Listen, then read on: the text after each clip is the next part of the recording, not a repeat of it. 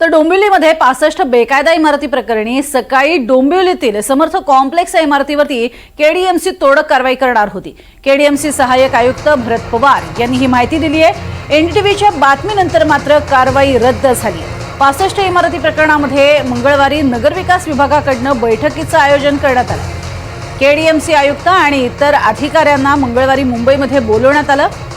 कारवाई संदर्भात माहिती येताच इमारतीमधील रहिवासी संतप्त झाले होते।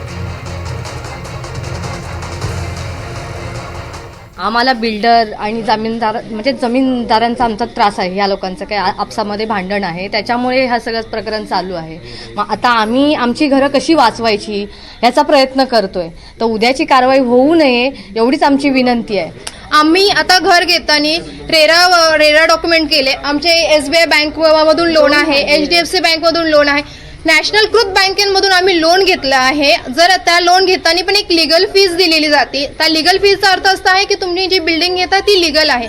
आता एवढं सगळं सामान्य लोक बघ, आम्ही ॲज अ सामान्य लोक हे बघू की लीगल काय काय आहे। केडीएमसीचं पाणी येते, आम्हाला लाईट्स येते, मग हे सगळं ते लीगल गोष्टी आहेत। मग ती इनलीगल मध्ये कशी कन्सिडर होते तेच कळत नाहीये। आम्ही केडीएमसीच्या ऑफिसला भेट देऊन आलो आज दुपारी। तिकडे आम्ही भेटलो तर ते म्हणाले की तुम्ही किती काय प्रयत्न केला तर उद्या ही कारवाई होणारच आहे। आम्ही बघून पण आलो, त्यांची तयारी पण चालू आहे, हातोडा वगैरे त्यांनी सगळं अलाइनमेंट त्यांचं टीमवर्क चालू आहे।